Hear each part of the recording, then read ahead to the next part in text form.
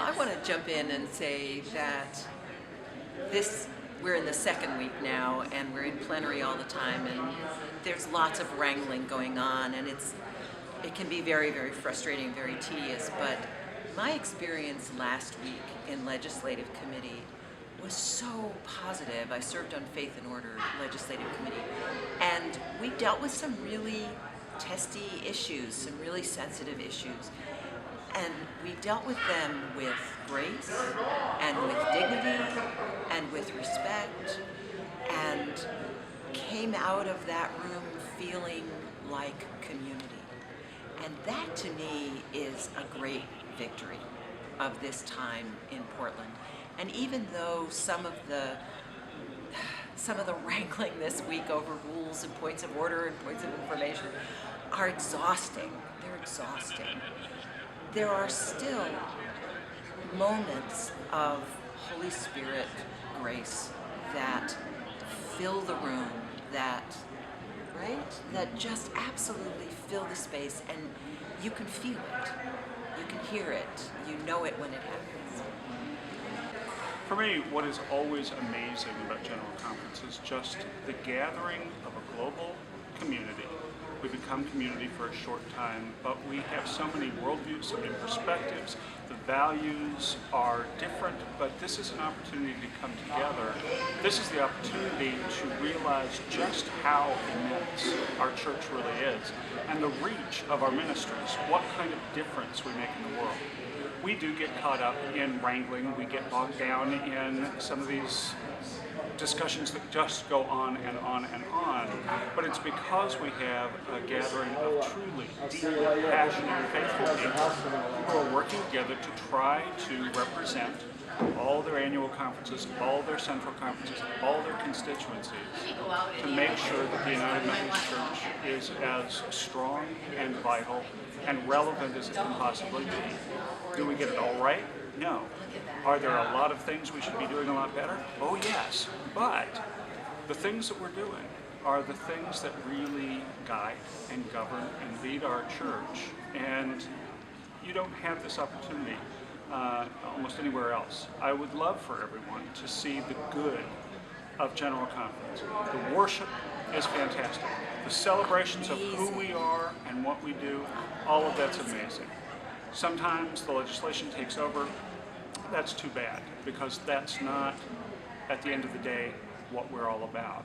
But this is something, this is my 6th General Conference, and there's something about it. Even when it gets hard, I love being here.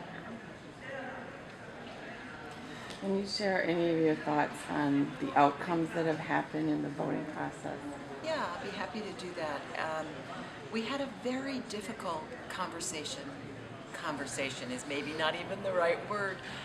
Yesterday, a very difficult session related to sexuality and how we're going to move forward and how we're going to deal with all of those issues. And I was deeply encouraged by the recommendation from the bishops to move us into a place of deeper conversation rather than rulemaking, rather than legislating behavior, coming to a deeper conversation. And after really difficult times on the floor, some of which had to do with leadership, some of which had to do with what was coming from the floor, we voted to approve that recommendation and to move forward in that way. And that feels like one of those Holy Spirit moments of space, to say, let's not make it all about rules and legislation.